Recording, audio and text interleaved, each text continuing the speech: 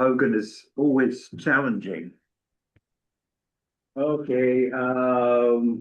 Thank you so much for joining and online for this briefing. This is 2026 first briefing for ENSO IOD and the climate outlook for spring 2026. So I'm Azhar, Associate Research Scientist at Center for Climate System Research. And this presentation is in part with Dr. Andrew Robertson, Jane, and Jeff, who supported the forecast, post-processing, and website updates. This one is our typical outline for this presentation. We discuss about these observed conditions, and we discuss ENSO and IOD forecasts in deterministic and probabilistic sense, and also look at the sea surface temperature, precipitation, and temperature, and the summary slide also part of this presentation. So first observation, last month of last year, December 2025, sea surface departure looked like this in OISST version 2 dataset. As you can see here over the equator, we have these cold anomalies, sea surface temperature anomalies still there during the month of December. In fact, they established in the month of October, and October, November, December, these 3 months, we are having these negative sea surface temperature anomalies. So altogether, those 3 months constitute the season OND. That was the first season when we hit the threshold of Niño 3.4. So for the month of December, if we look at the different values, so we are having these different indices value, Niño 1.2, Niño 3, Niño 3.4, and Niño 4, except Niño 4, which is Western Pacific, as you can see there, which is a mix of blue and white and yellow colors, shading, showing a value close to 0 or minus 0.1, exact number. All other Eastern and Central Eastern Pacific, we have these values which are close to the La Nina threshold. Niño 3.4 recorded minus 0.55 for the month of December. So it's a weak La Nina condition for the month of December we have.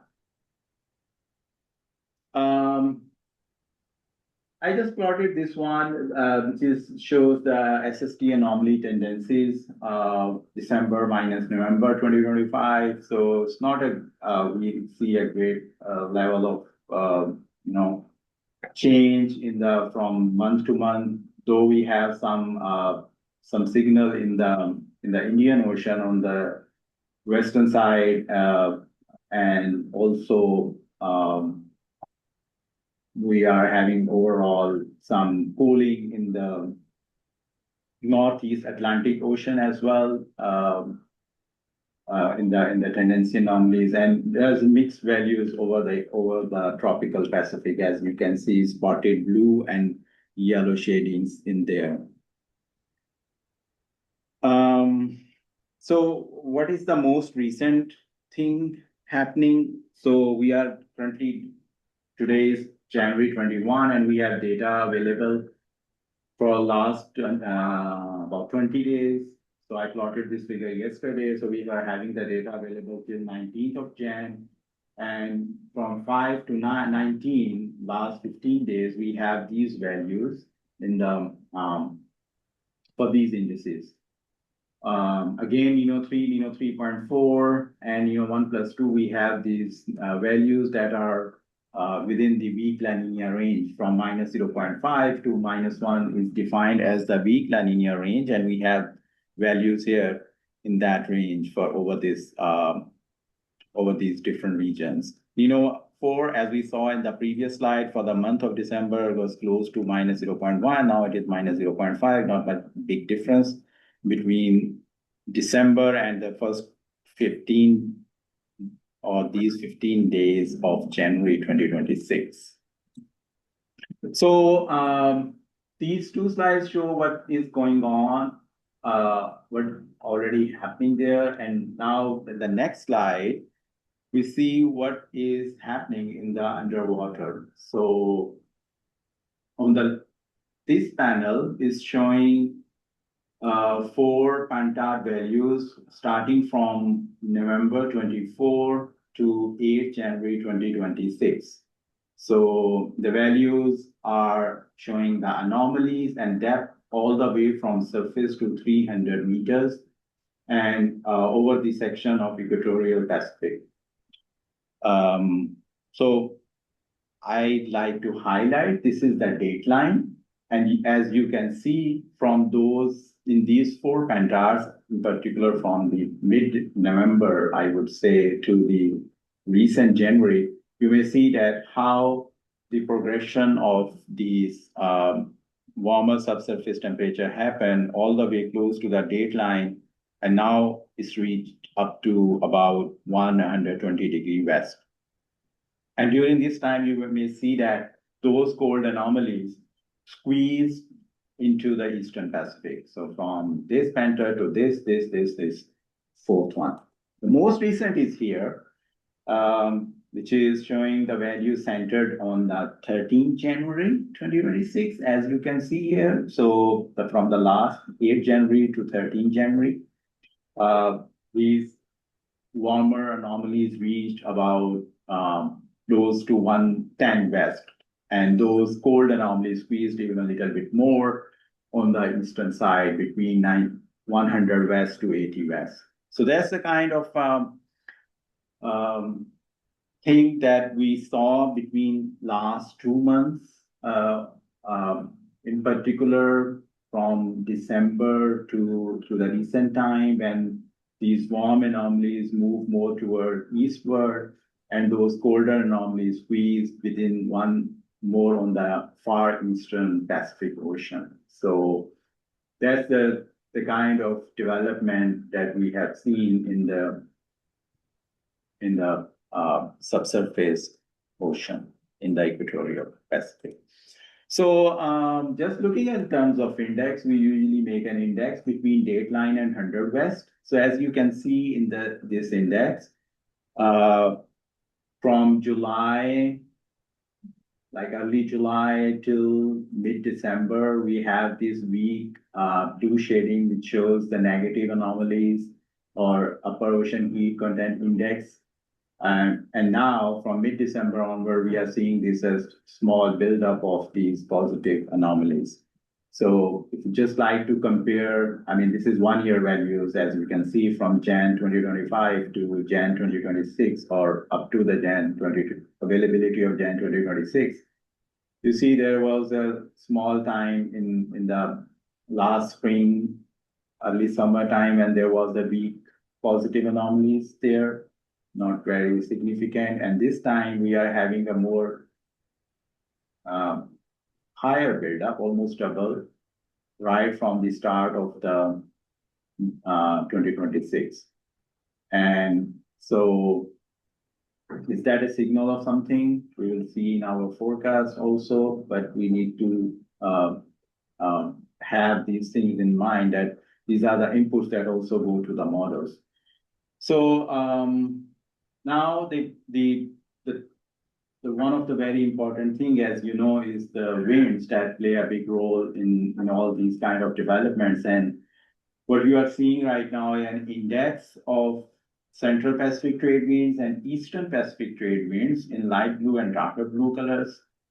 So I think I would like to highlight in particular the December month. So you can see that the trades get weaker during this time. And if you see some values in this outmuller, you may see there was some flares of these westerly winds. So not so strong, but I mean, they did some work, and we saw the movement of warmer temperatures toward the eastern side. So this is the forecast from 20 Jan onward. We see some close to the dateline, also some these in the forecast, these westerlies, but also on the eastern side we have some pickup on on the easterlies as well. So a lot we see depends on what we will unfold during next couple of months, that how this development or the onset that we are seeing in the previous slide will unfold. Looking at the Southern Oscillation Index, both equatorial and traditional SOI. So, I mean, interestingly, for the month of December, the SOI was in the neutral range, as you can see also in the graph. So it was in the white area, this one. So, while the equatorial SOI was in La Nina range, about positive 0.9, and this is maintaining from last couple of months, several months actually. So, and the most recent 30-day value for the SOI is also in the positive range, so it's positive 11.5. So, have some signal in atmosphere still. Let's see how much.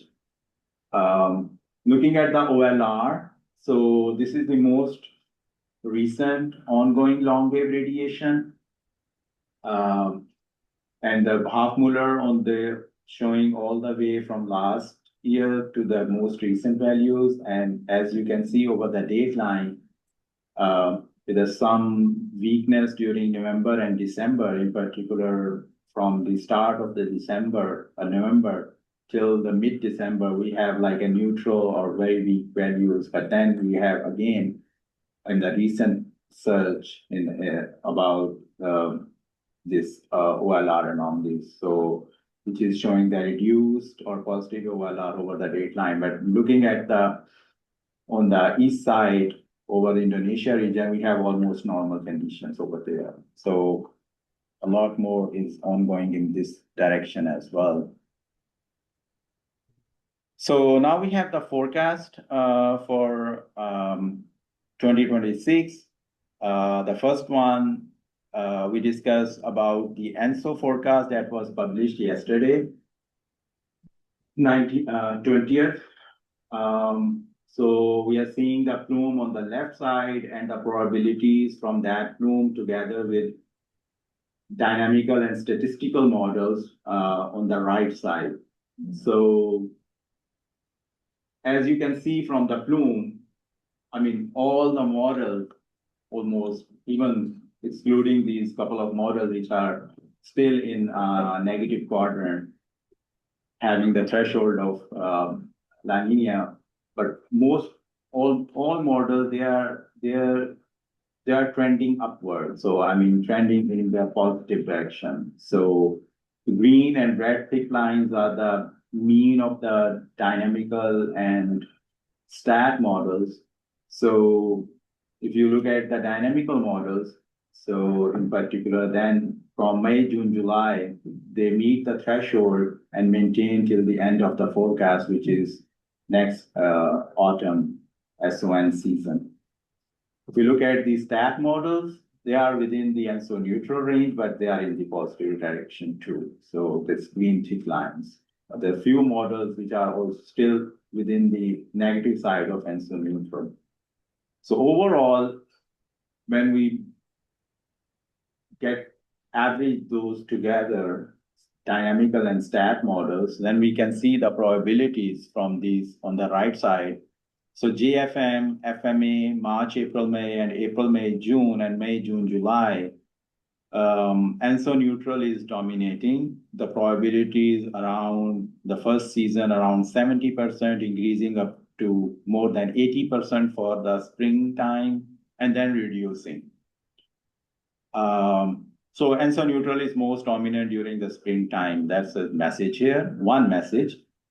The other message is that, as you can see, the blue bars, they are almost rapidly decreasing from the value of about 30 in JFM to almost 2 or 3 in next spring, and remain so within 10% during the forecast period.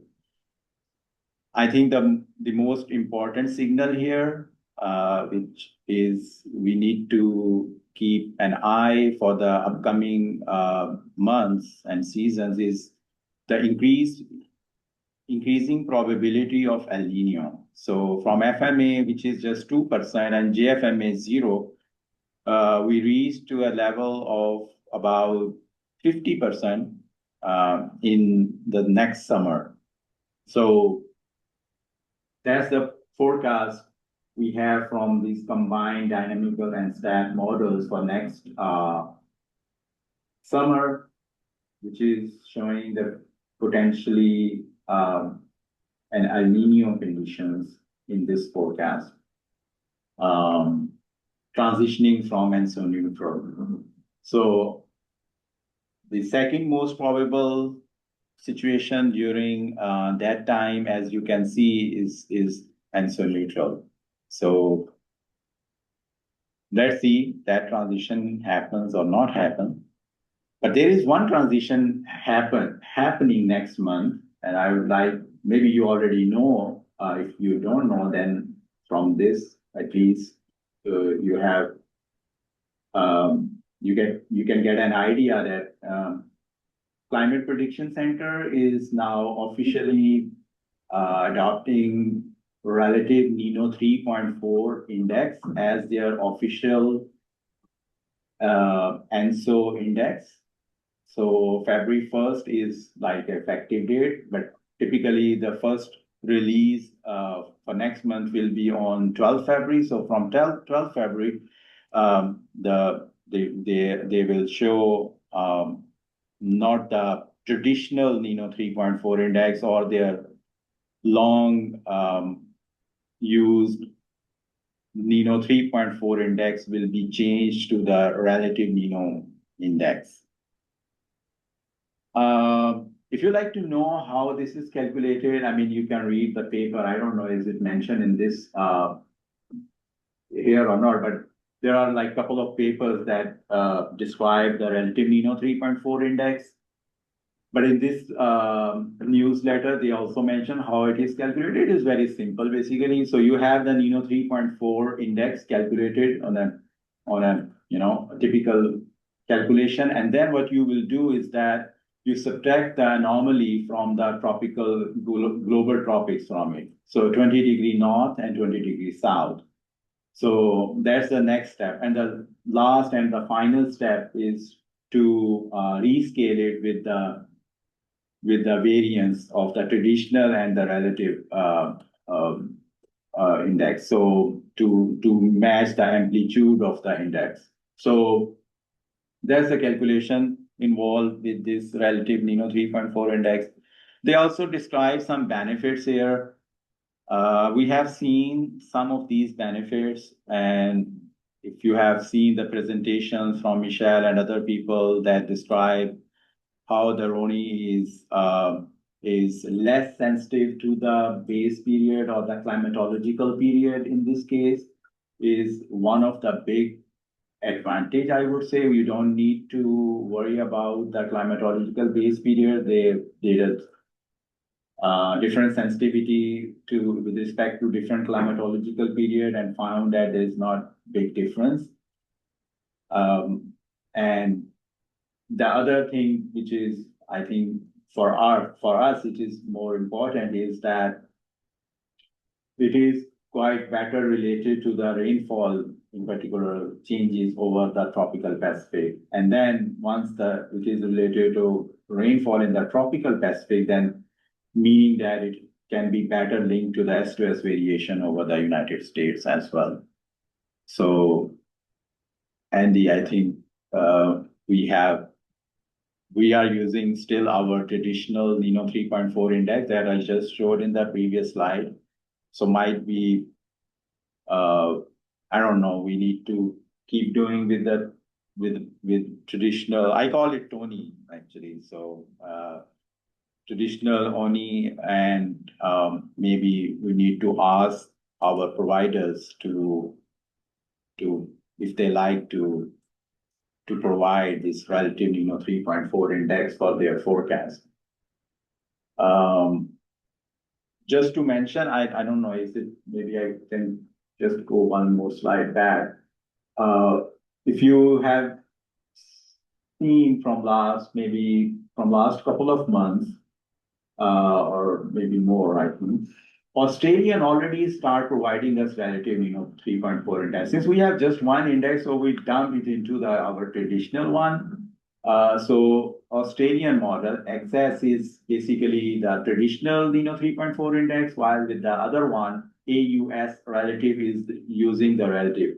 And Bureau already, for their operational forecast, moved to the relative, 3.4 index, but they are providing to us traditional anyway, and in fact, both. So CPC will all move from next month. So I hope that the other centers will also join this effort. So any comment on this one? We can discuss after. So we have now like a kind of an operational system for IoT forecast as well, and we really feel proud about this one. And student Laila also presented in AGU and a very nice presentation in one of the session and discuss and told people about this product. So again, it's like a plume and the probabilities we have, but just based on the NMME models as of now. And the thick line is showing on the left side is the ensemble mean of all these NMME models together. So individual models in individual colors, and then mean is with the red thick line, and the probability is on the right side. As you can see from this map, I think most of the models and their mean is within the IOD neutral range, which is we defined as plus minus 0.4, blue and red dash line. But there is one exception you can see. It's a purple color, which is GFDL Spear model.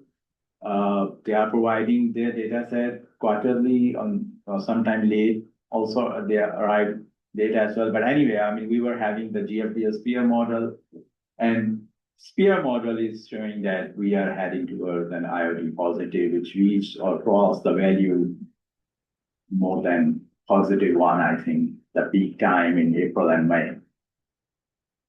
So, but if we look at the probabilities, so the probabilities show these, and so IOD neutral, sorry, and close to the climatological values. I think the most important signal in this slide is that we are having a gradually increasing positive probability of IOD, almost again from 2% to the 30, about in high 30s in the later season, which is June, July, and also in April. So that's an IOD forecast, bloom and probabilities from the NMM models. So we also used to see these sea surface temperature forecast maps actually. So this one is first one. So January start, target February, March, April. As you can see over the tropical Pacific, there are two things. One is dying or diminishing these negative sea surface temperatures, and it gradually increasing these positive. In the yellow light shading, you can see from this map.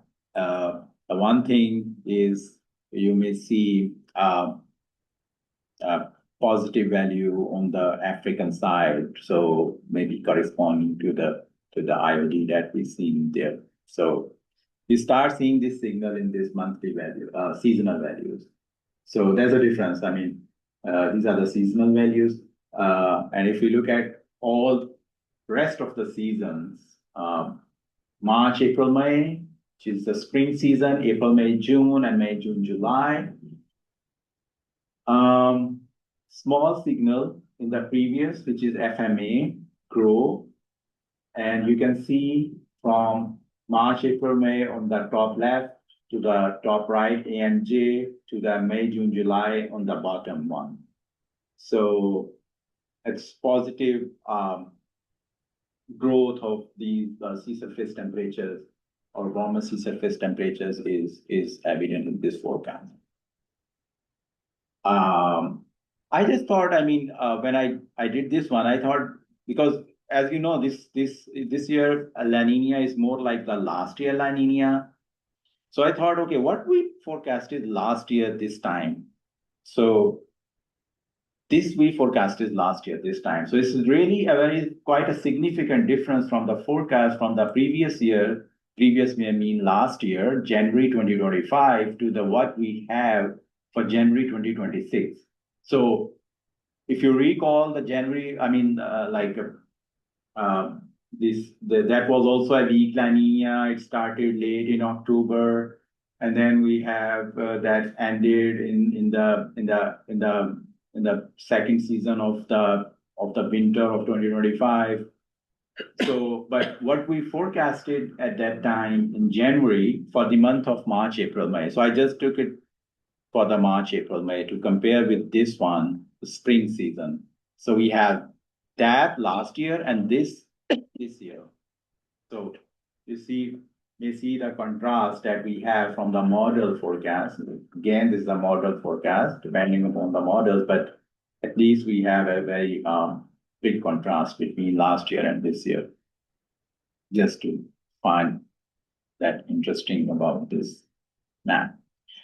I don't present the contrast forecast, but right now it's coming in my mind how this climate forecast will be look different as compared to last year, what we showed, and this year. I think there is something. But let's discuss this one. So February, March, April 2026 issued in January based on these NMME models. All models are a part of this one. Those we used to have in NMME models. GFDL is also included in this forecast. So what we can see from starting from the US side is that this below normal is dominating in the southwestern part of the United States, northern part of Mexico, and also southeast, but quite weaker signal. There is a positive above normal on the northeast side of the US, so this region, and also some on the northwest, bordering with Canada and US northwest. Going to the south, some positive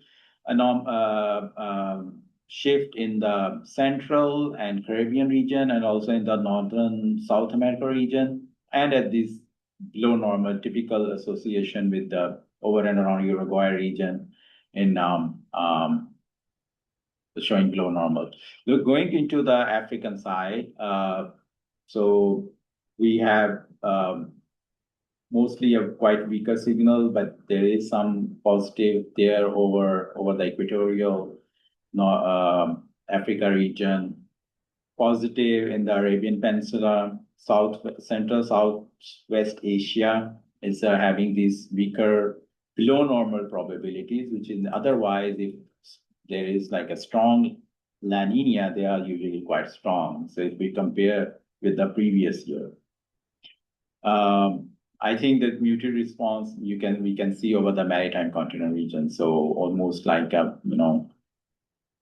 is not as strong as we used to see over that region. Combining all the three seasons, rest of those March, April, May, June, and May, June, July. So mostly those probabilities that we have seen in the previous slide is remain in the next upper two panels, as we can see there.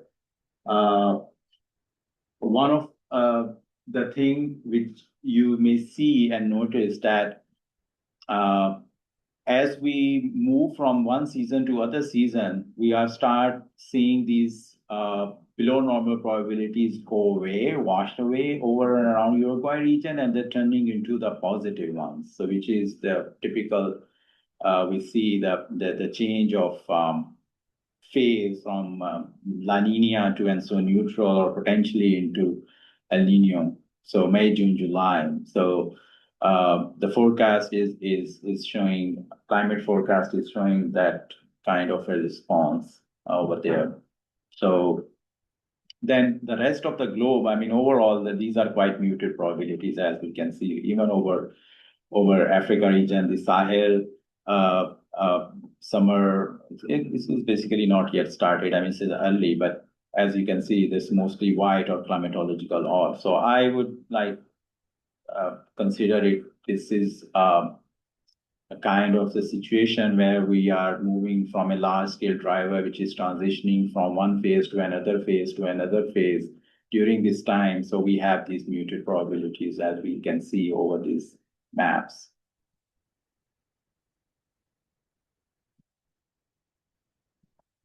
Temperature, first season, February, March, April, we have these overall red across the globe with some blue shading over western half of Canada region, and also something over the northern part of Australia in the first season. If we look at all three seasons together, so those in March, April, May, the spring season, those below normal over the Canada region turned into the normal and below normal, as you can see over that. It's mostly white or blue and gray shading over there. So I think one interesting thing in this map is turning of these in the Australian South, in particular southern and southeast Australia region in the last season. So where we see this below normal temperature probability is getting dominant over there. Okay, so that's the last slide for this presentation. Still, we are tropical Pacific is experiencing this weak La Nina condition, as we see from those numbers. And this is happening since October 2025. And mid-January, I think should be 2026, is showing that January, February, March, ENSO neutral conditions are favored around 69%. And ENSO neutral remain dominant till early part of the summer of 2026, and afterwards we have some odds that are in favor of El Nino from July, August, September till the end of the forecast, as we have seen and gone through this presentation. IOD forecast is mostly neutral, and again, that one of the signal in there is from the plume, and the probability is an increasing probabilities for the positive IOD.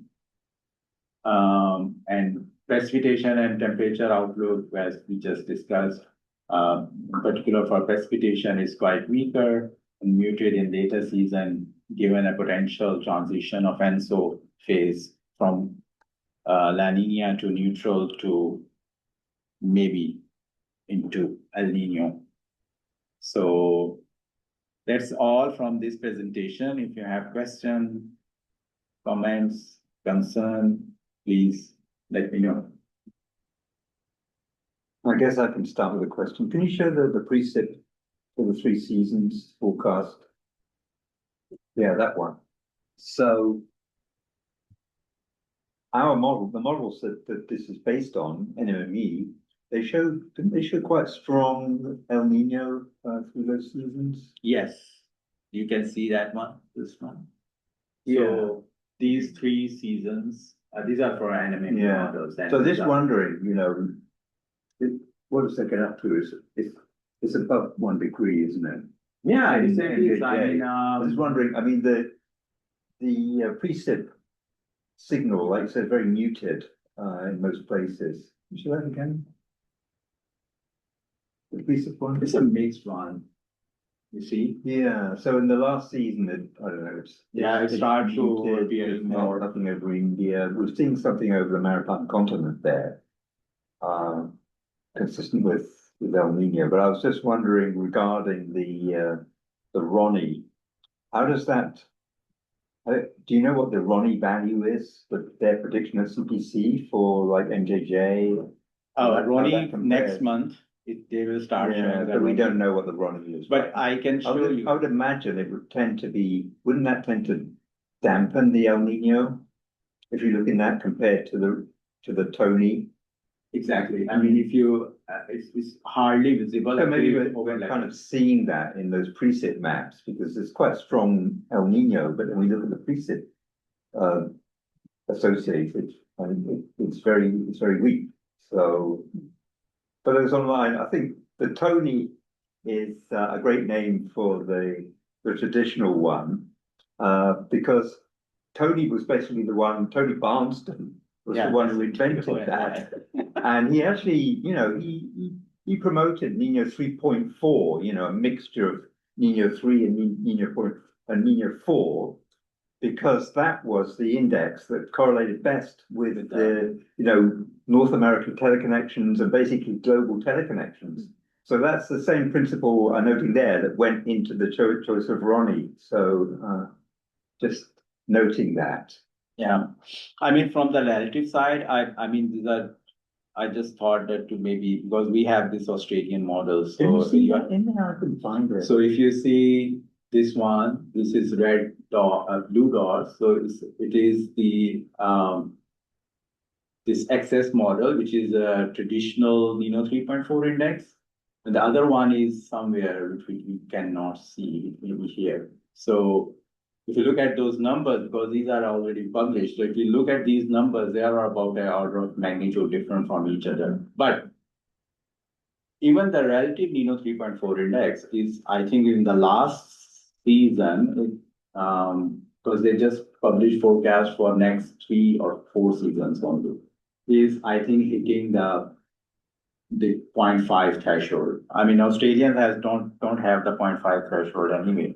They use 0.8, but since we use 0.5, so is good for us. So it's showing also for last season 0.5 threshold.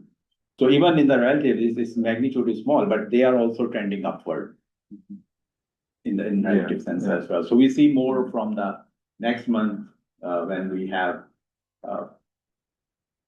from CPC as well. So CPC can implement this very easily because they have it's based on subjective forecasts by CPC forecasters, including Azhar. But for us, I mean, our plume is a collaborative enterprise with how many models we have?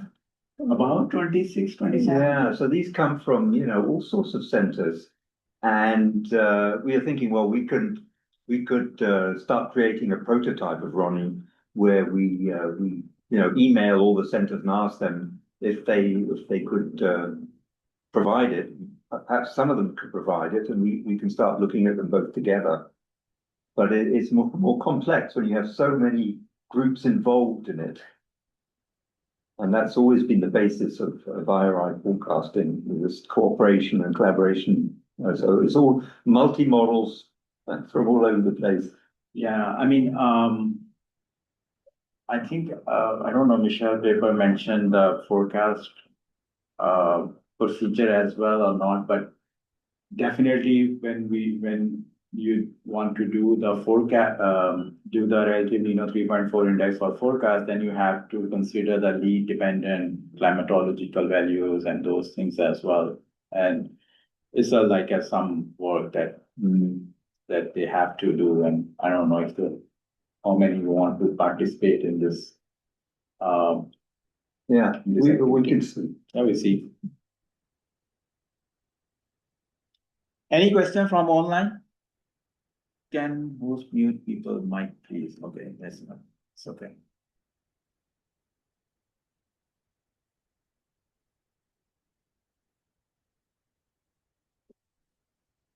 I'm not seeing any.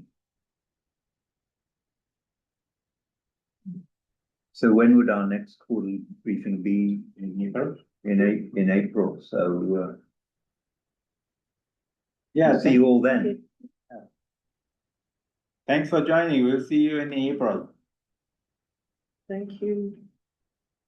Thanks, Azhar. Thank you. Thank you. Bye-bye. Bye.